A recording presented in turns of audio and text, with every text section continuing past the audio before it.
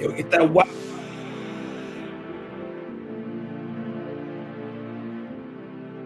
Ready? Oh, okay. Oh, all right. This disrespectful. Young, disrespectful. You are young. Please sync up. Please, hold on, y'all. This must be that AI that they're afraid of. Hold on, y'all. Listen, hold on. We gotta have a family meeting. When I turn this Bluetooth on the phone, and you're on, you supposed to sync up. I shouldn't have to worry about you.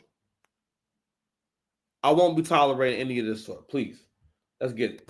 Let's try it again. Let's try it again.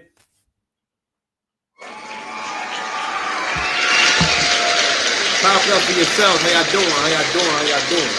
What's good? I'm doing this video very, very late at night, and that's fine, man. Listen, the work don't stop. Anyone that's watching this right now, I want you to know how important it is to not listen to people who try to discourage you, man. Because the thing about when you're great, when you choose to be the man in the arena, you're going to always have people. And it's hard to believe because you may not relate to that. You may not relate to actually communicating discouragement to someone else.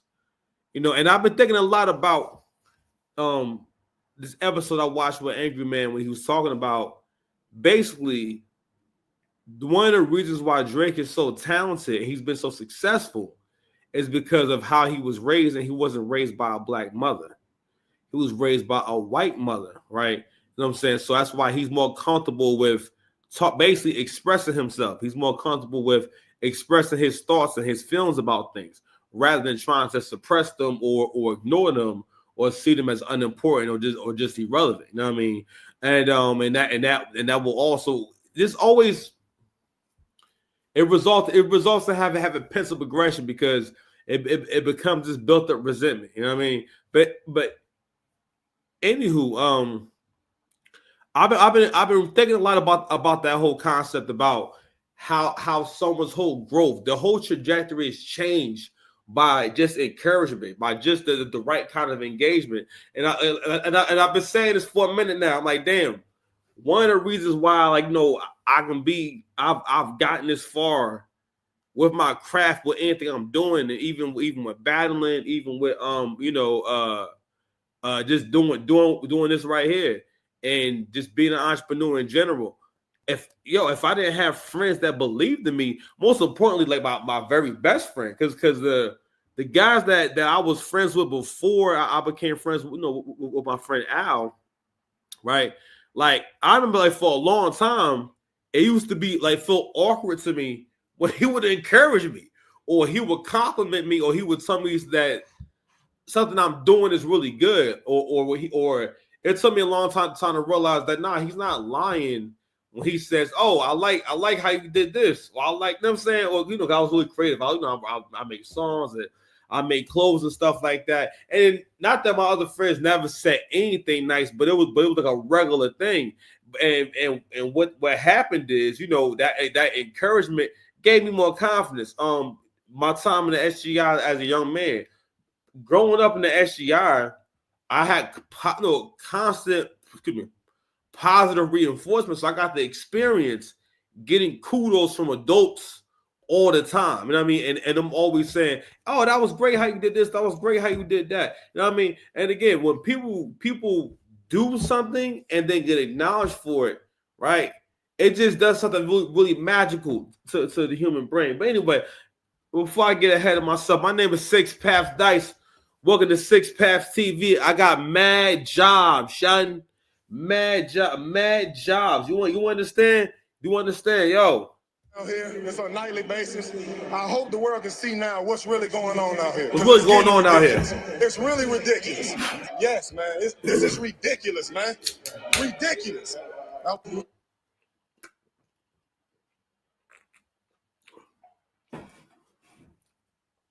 As of right now, if you are watching this broadcast, I have 15 pounds of protein powder in my house right now. Your boy's 6-pack about to be getting so damn swole and fine out here. Oh my God.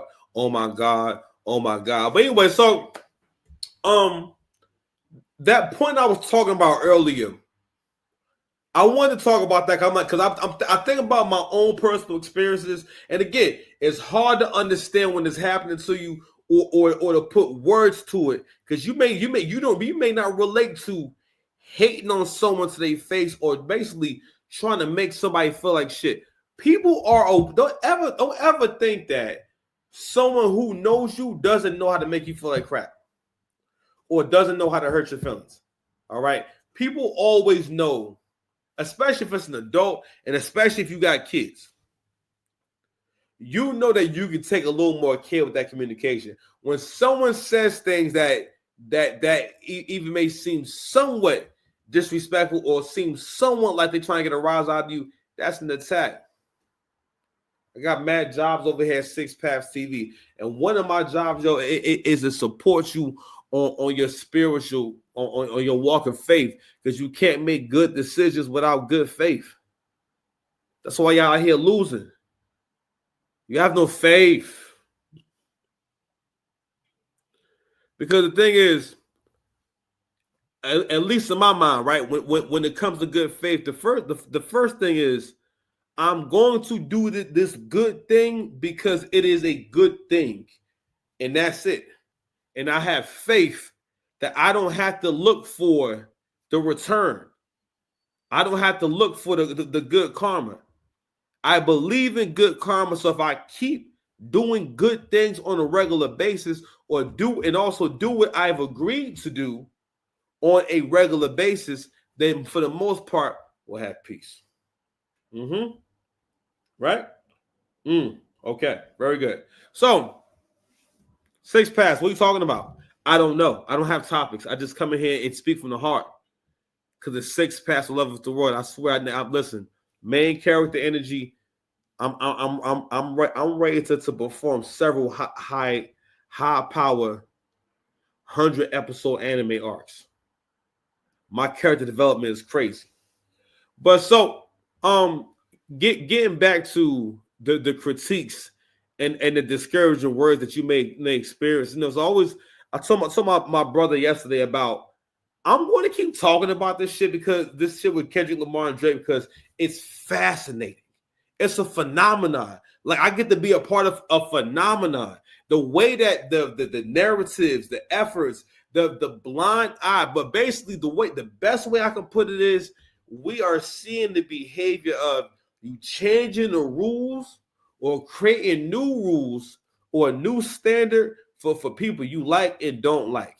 Meaning that if you like someone, you'll find a way to be compassionate, to be understanding, right? Someone to hear them out and be forgiving. When you don't like someone, you want to do the opposite. Now, it's something different if that person is guilty of the thing, right? So today I wanted to play a video that speaks to, for one, how much effort the world is putting into trying to tear down one man and trying to stop one man from taking control of his destiny. And for the most part, Drake's story is the story of the modern man. If you are a modern man that is able to do anything in life, all men experience resentment. The greater you are, the more resentment people will have for you. Because again, for the most part, if people are not careful, right, thin line between love and hate. Let's imagine love and hate occupies the same space, right? And how can I say? I'm trying to think what's a good analogy, but basically what I want to get to is, if we're not in control of our emotions, love and hate, I think they occupy the same space for women, right? One of the reasons why women can say I love you, and then at the same time, basically, if she cares about you a lot, she's more likely to do more of a grand gesture to try to hurt you. Because she can kind of get those emotions confused, or if the person's not careful, that love turns to hate. Or basically the same intensity you love the person with, is the same intensity that you can hate them with. But the thing is, I keep realizing that modern people in general, but women in particular, they think drama and turmoil is a part of the experience, and she needs to make sure it happens in order for her to have a full experience, so she can get that stimulation again. I didn't say follow the money, follow the stimulation, son. Come on, man. I'm playing random sounds right now. Come on. Y'all niggas see what they throwing out the window? Nigga, I got an army out here. Come outside.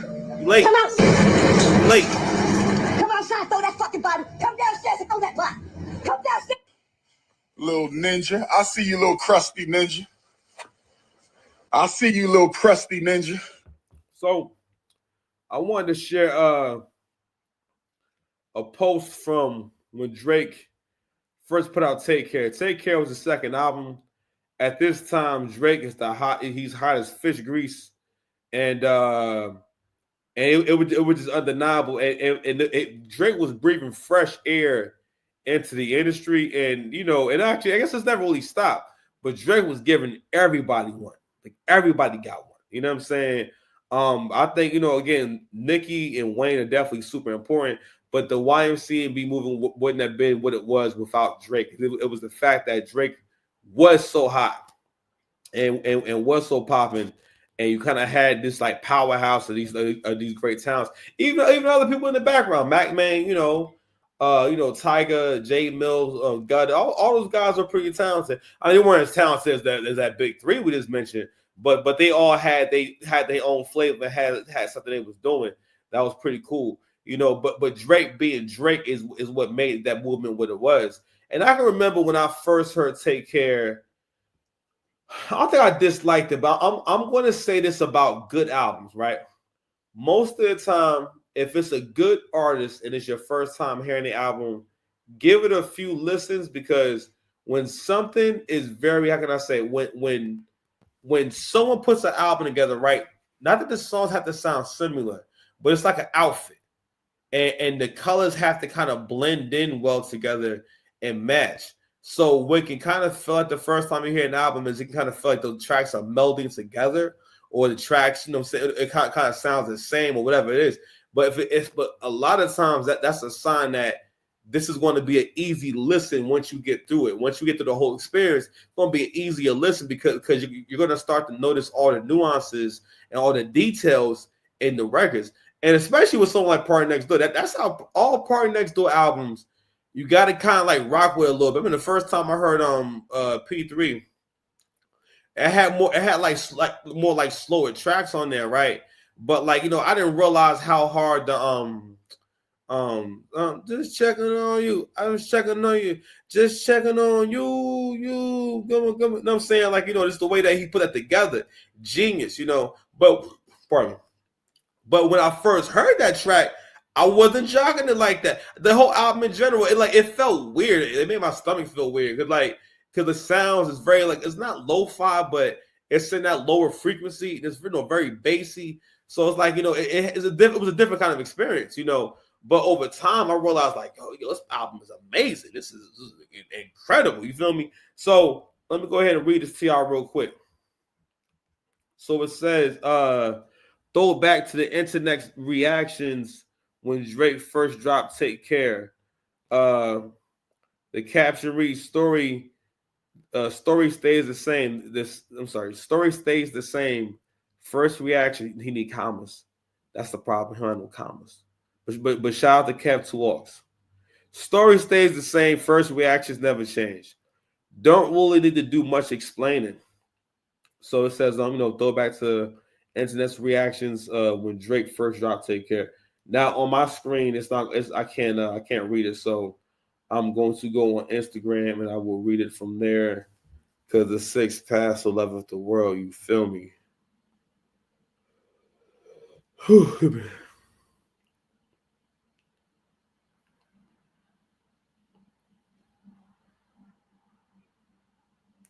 We must stop fighting.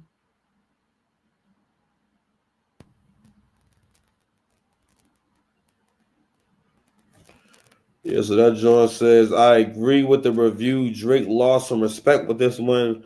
In my own opinion, he should go back, dated the release day, and done a better CD. I think the album was weak, repetitive, and boring at times. Nothing new, nothing exciting. Same old, blah. Too much singing for me. I'm obviously a gangster, so don't fuck around. That's a solid album, but I'm not convinced it's album of the year. And somebody writes, "Nah, Carter 4 is better than this trash. Thank Me Later is better than Take Care. Features went harder on Thank Me Later. Classic verses from all of them. The rapping was better, and no track had to be skipped. Take Care has a few I really don't like. Good album, but not great. Take Care went on to become one of become a pretty much an instant classic.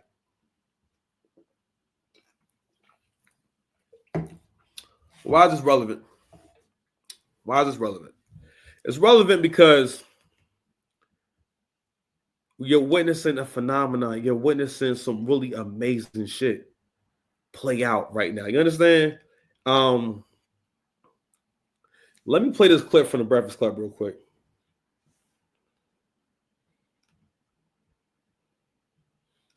I don't even know why though. I mean, doing all types of acts. He's been, Yeah, trying to prove that he's not dead. He's very much alive.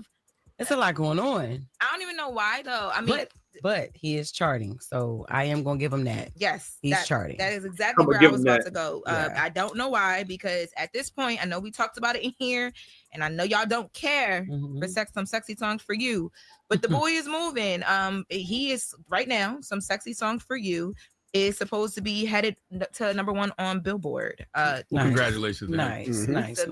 That's a big thing for him, because I feel like, I'm not even gonna lie, I feel like the Kendrick goggles of Not Like Us has changed the way a lot of people look at Drake, which is so unfair Drake for him. is still a superstar. He still has core fans. He's still going to number 1 on all those charts. I know. He still got the labels calling saying what song should be at radio. Yeah, so even through the lawsuit. I know, they but did it's that last week. It's hard to not look at some of the things and then to see what he's doing, and then you just immediately think back to some of Kendrick's lyrics. Like, remember, he was like, I hate the way that you walk, the way that you talk, even the way that you dress. Yeah, people talk about his outfits on tour. The outfits, yes. And I'm like, that's crazy, because I feel even the stuff he's been doing on tours.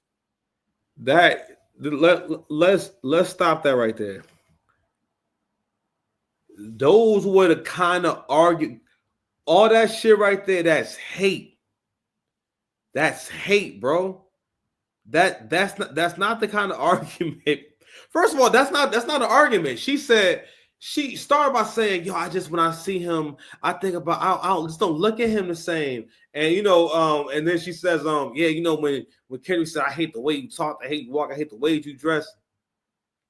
Nigga, what? What? Huh? You are a radio personality. You realize that made no fucking sense?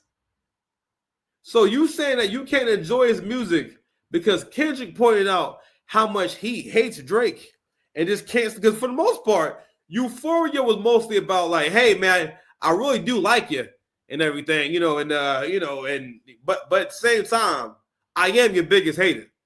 And y'all let Kendrick say that and didn't think it was corny somehow. Or didn't think it was weird. From the very beginning, Euphoria was mostly about, I ain't gonna lie, bro. I really be on your dick. You know what I'm saying? Like, hey, listen. Hey there, buddy. It's me, Kendrick. Because for the most part, Kendrick has been on Drake's dick his whole career.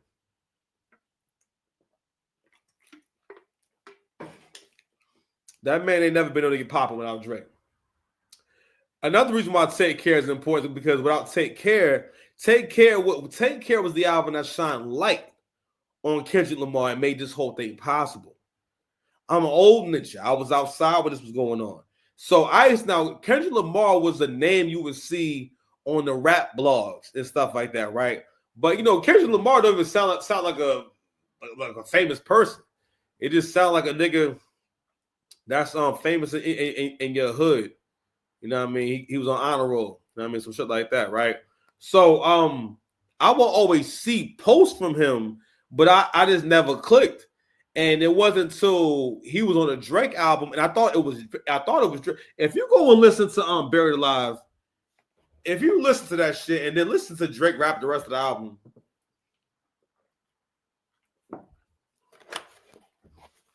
their delivery and vocal inflections were way closer back then. Go listen to Section 80 and then go listen to Take Care around that time. Because they both had more of a nasally type of like delivery, you know what I mean? Which made them sound a little similar. Of course, it's a different rapping style, right? But even in that verse, I felt like Kendrick was more straightforward and more and just clearer. So I thought that was Drake rapping at first, and I found that this is Kendrick Lamar. So then from there, I wanted to hear Section 80, which was an amazing album, and then I became a Kendrick fan. All right, and that really not only that, people look at you differently when someone of a very high stature or status acknowledges how good you are. You know what I mean? That's why the cosign is important. He could have been on anyone's album, but being on Drake's album at that time was everything. Everything. The Weeknd too. That was an album that made The Weeknd. All right. Because again, having the approval of the boy has always been a stimulus package. I keep telling you, the more you give, because people are selfish. So the more you give, the more efficient you are, the more productive you are, the more valuable you are, the less of a human being you are if you're a man. Okay. But I just wanted to stop it right there, because that's a sign of hate when you're making up a reason to not like someone, or you're making up a reason to ish on someone, or saying shit like, I'll give them that. It's crazy for someone who is nowhere near as talented or successful as Drake say shit like, I'll give him that. And what she wanted to say was basically, yeah, man, and it proves the point of the lawsuit. All right. The point of the lawsuit is that, yes, having you promoting a song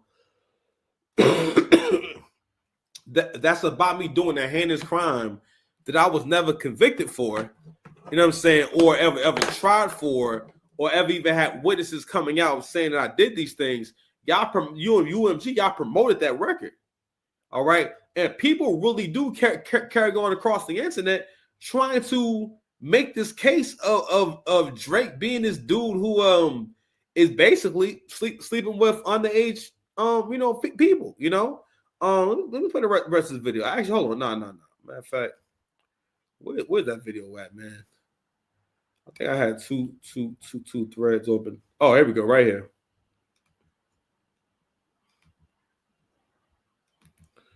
Where's the sun? That's me. Thank you. Okay, this is a real video of me. I'm a real person. I exist. I haven't done anything sexual or weird with Drake. Didn't think I would ever have to say that in my entire life. Also, please stop harassing me. Thank you. Okay, this is a me. I'm a real person. I exist. I haven't done anything sexual or weird with Drake. Didn't think I would ever have to say that in my entire life. Also, please stop harassing me. Thank you. Okay, this is a real video of me. I'm a real person. I exist. So, this is I believe this is one of these girls that was at a Drake show, and I don't know. This is like weird rabbit hole. You know what I mean? But at the end of the day, let me tell you something. People, you may not realize you do this. You know what I mean? So I think some men do this with attractive women, and I had to train myself not to do it. Is when you see an attractive woman try to think anything negative about her when you see her, or basically tries to humanize her, or try to think of basically what makes her human or what her flaws are, or look for a flaw, and rather than just don't pay no mind, doesn't that person not bothering you, and it doesn't matter. And I think sometimes we may do that because, again, people deal with attraction in different ways. It's most of the time people deal with being attracted to people in an aggressive way. What people are more likely to do when they see someone that's attractive and they don't know them is to try to make it seem as though they're not observing them. You know what I'm saying? And being very covert and everything. Which is another reason why, like, listen, the B-dubs, y'all really done on the dating scene, bro. I think it's over, yo. It's like, I remember Kevin Sam was talking about that shit a couple of years ago. He was saying that men he speak to, all of them are saying stuff like, I think it's too late. well, I think it's over. I'm like, over? Like why do you say that? And I understand now what they were saying. What they were saying was like, yo, things are too far gone to change. These people are not going to change their minds. So the course we're on can only change if something drastic happens. And shout out to AC. That's why we gotta do these lockouts. But anyway, but going back to this the video I just played, right? It really proves the validity of the suit, because like, yo, people really carry on and be talking about Drake as if like, it's just the fact that he's this big old perv, and he's because to the point where like y'all redefine what a PDF file is. A PDF file is supposed to be someone who has one-on-one rendezvous it has basically penetrated, an underage person or try to penetrate an underage person, and you don't have proof of any of that. You know what I'm saying? But what it's about is that, yo, listen, believe it or not, a lot of people cannot deal with the greatness of others, and this is why it's important to look at and understand when someone's exhibiting bad behavior. Because people who like for example, right? One of the reasons why people's bodies look better is because some obsessive person who's obsessive with their body, right? Started bodybuilding. You know what I'm saying? To the point where it became a sport. You got to think about how crazy that is. But that crazy person creates a whole activity. You know what I'm saying? And then boom, that behavior can turn into a whole thing. But the same thing can go for negative behavior too. All right. Where like, you can have one person who is just really jealous. They're really a narcissist. So they're attacking this person and then they influence everyone else. And I mean, they feel like, yo, maybe they're right. I keep telling y'all, it takes effort and energy to form your own thoughts and opinions. People would rather just repeat what they hear other people say, especially when it's something that people seem to feel strongly about. Because people, for the most part, want to kind of blend in. You feel me? But let me go ahead and keep playing this drawing. So like there was like one girl, the machine gun when he was like opening one of his songs, and the ninja. I see you, little crusty ninja. You know, you've been doing the shooting thing. But that's what I'm I saying. see you, little crusty. I literally said to myself, I'm like, but he's been doing this. Maybe so why we didn't is it? realize I never how seen him do corny that it before. was. The same thing with the outfits. He's been doing the outfits too. No. He used to dress a little bit. They talking about this man outfits. Y'all talking about Drake. So you trying to say that this whole thing is about his outfits? Yeah, yo, Kendrick was at the Super Bowl wearing bell bottoms and heels.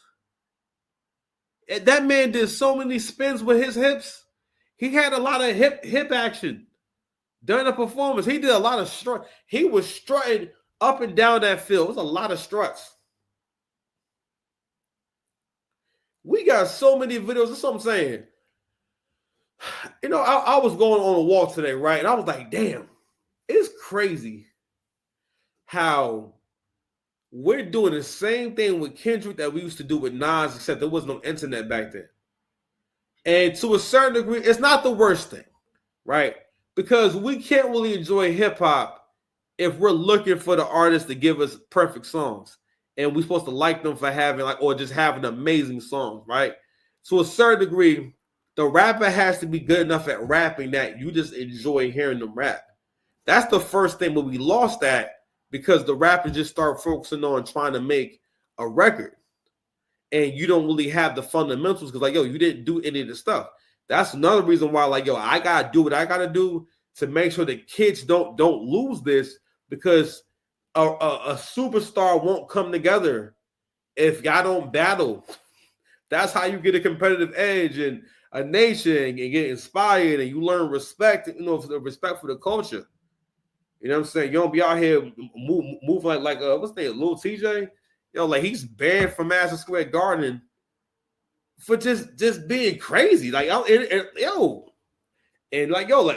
this is, I guess it bothers me because people have to deal with this kind of guy because somebody's parents failed them.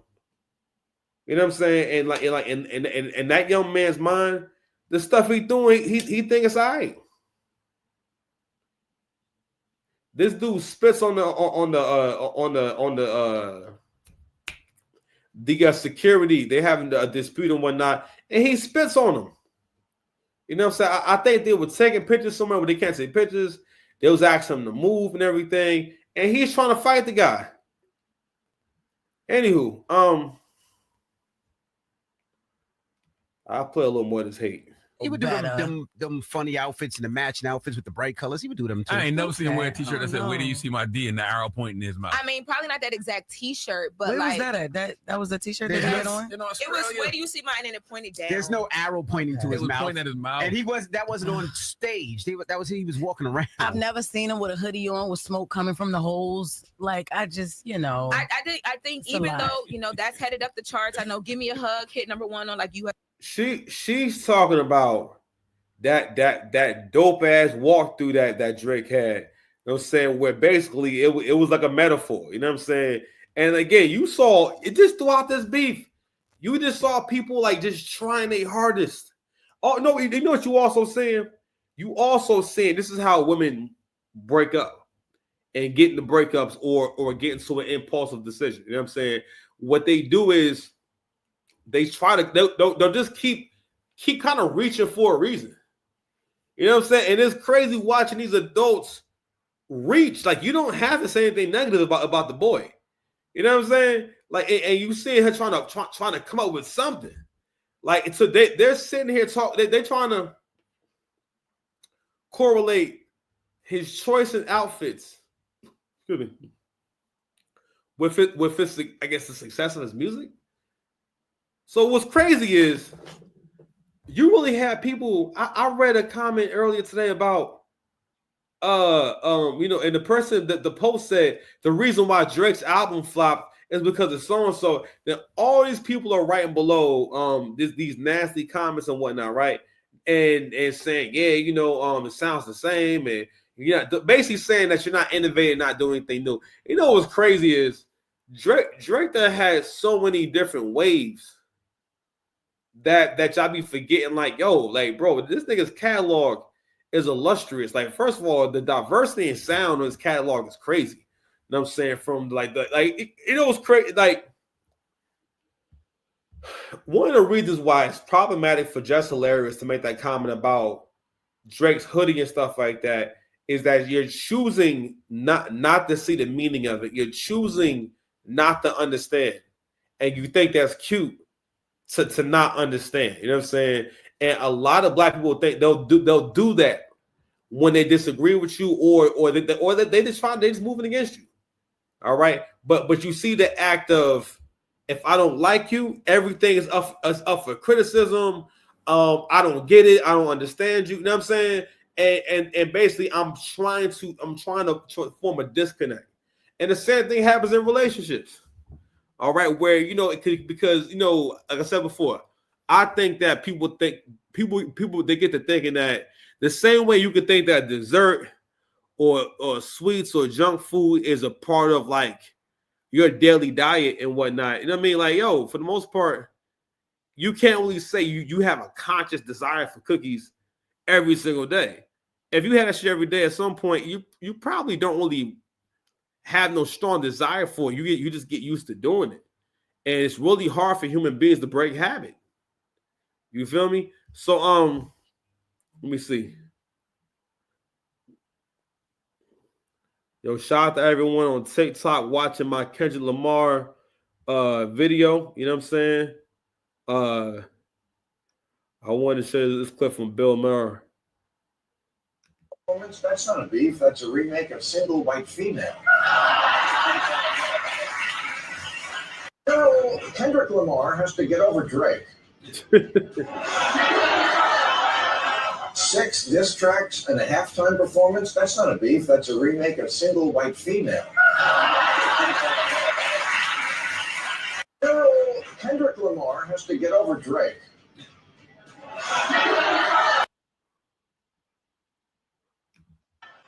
6 diss tracks and a halftime performance. That's not a beef. That's a remake of Single White Female. Yeah, hold on, yeah. No, Kendrick Lamar has to get over Drake. 6 diss tracks and a halftime performance. That's not a beef. That's a remake of Single White Female. So what's happening? And I think that, you know, is a lot of people who was on K-Dot's side is trying to fight this, but what's happening is the media is starting to tell a different story. All right. And we're starting to hear more from people who were not involved in the payola. There was a lot of payments made to bloggers, streamers, all that shit. There was a lot of communication. Like they really dead ass tried to blackball Drake, bro. You know what I'm saying? Like Drake, like they really tried to success. And you know, and had he not been the artist of the caliber that he is, they would have got this nigga out of here. Hold on, man. I had another video real quick. Oh, it's right here. Bowl performance, right? Oh, for sure. But That was kind of a big W for Drake. I think the Super Bowl performance, right? Oh, for sure. Because like if you compare past Super Bowl people, you have like Beyonce, Bruno Mars. Yeah. It's like Kendrick. It's like, and he made it all about Drake. Yeah, exactly. He could have performed "Bitch Don't Kill My Vibe," you know, all of his classics like the ADHD stuff. Like it's just he didn't do it. He obviously wanted to make it about him and whatever. In my opinion, it is what it is. And in my opinion, like I think Drake won that beef because the rap battle, because it's like obviously Kendrick made the hit song, but Not Like Us, but it's all lies. He said he had a daughter, which was debunked, and then the pedophile. People forgot about that, eh? Right. The daughter thing was crazy. Like, come on, bro. It wasn't even real. No. Like, so he had Meet the Grams, where a big part of Meet the Grams is that, hey, you have secret family that you're not telling me about. You never told me you had this daughter, Drake. What have you been doing? Like that was what I was saying that Pusha T beat Drake off of. Pause. Y'all was saying that Pusha T defeated Drake for the reason solely because Drake didn't want to tell you that he has a kid. And not only that, the kid, I don't think Adonis was even 2 years old yet. I think Adonis might have been 2 years old. Maybe. Might be that old. You know what I'm saying? And like it wasn't about, oh, you don't take care of your child. It wasn't because you're married and we see you with your wife on TV every week and whatnot, right? No. Just basically like, yo, well, you know what? And again, it was the Drake hate that made y'all ride with it. I remember feeling like, I remember having the conversation. The dude I was talking to was a heavy set, dark skinned dude. You know what I mean?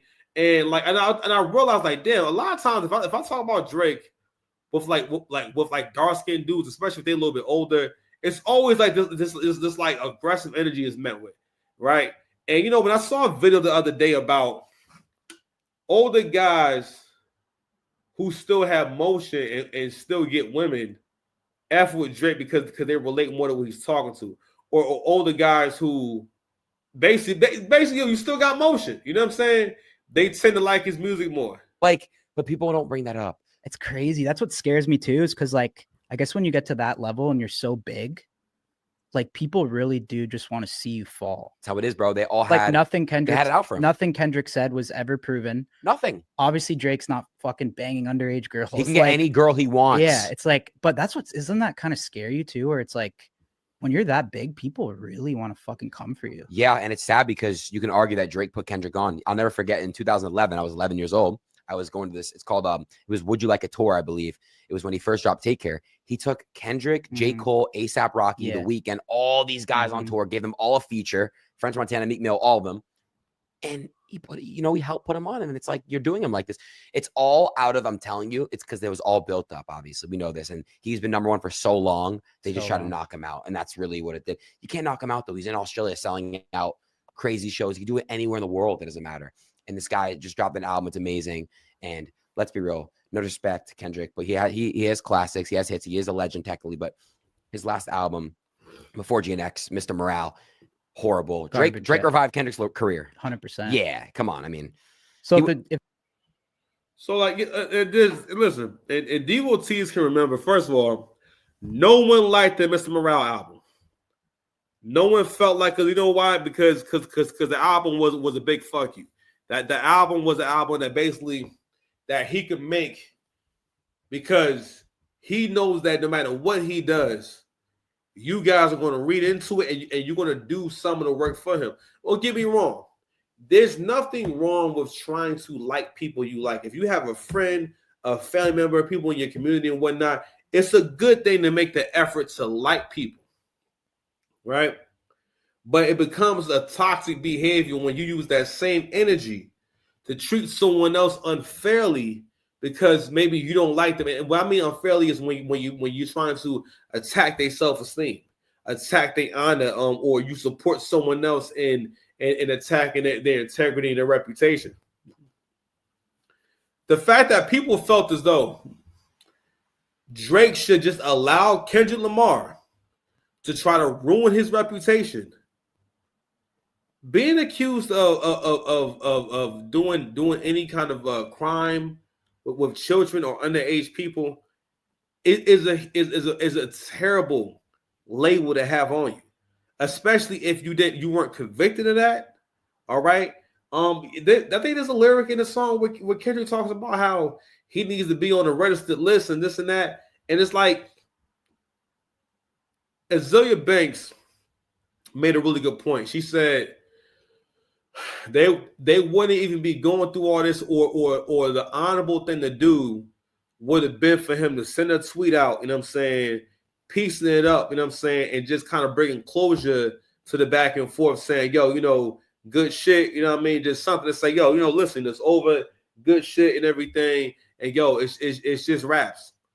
Because, and I'm gonna tell you why Kendrick didn't, because Kendrick could have did that. The reason why Kendrick didn't do it is because you got to understand how men are. Men do not need people to do things for them, and they don't want people to do things for them. The way that he sees Drake is he knows I can't really be relevant without him. I'm this relevant because of him, and I can only stay relevant with him. And rather than what would be the more logical thing to do? The more logical thing to do is do y'all think that Drake would have been opposed to doing a Drake and Kendrick album at some point? Can y'all think of all the dope records that would have came out if Drake and Kendrick could have kept doing music together? You never thought of that shit? Like, yo, they did 2 records, and that was that. That was that. I think Cole and Drake got at least like 5. They in the morning, the Jodeci freestyle. I feel like it's like one more. It's like 3. Then they got the first person shooter, and I feel like it's okay. But I'm just saying, like, and I never thought about why that was, and the reason why it was because in Kendrick's mind, and again, this is how rappers are.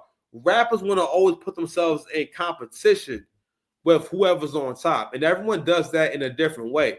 And what it also is that, you know, they are polar opposites. Kendrick is very short, dark skinned, not the most handsome cat. He had to grow into that face, you know what I mean? Because Kendrick used to have a little rat face, you know what I mean? And like, yo, it's crazy how like when men mature and grow up, like your whole image changed, you know what I mean?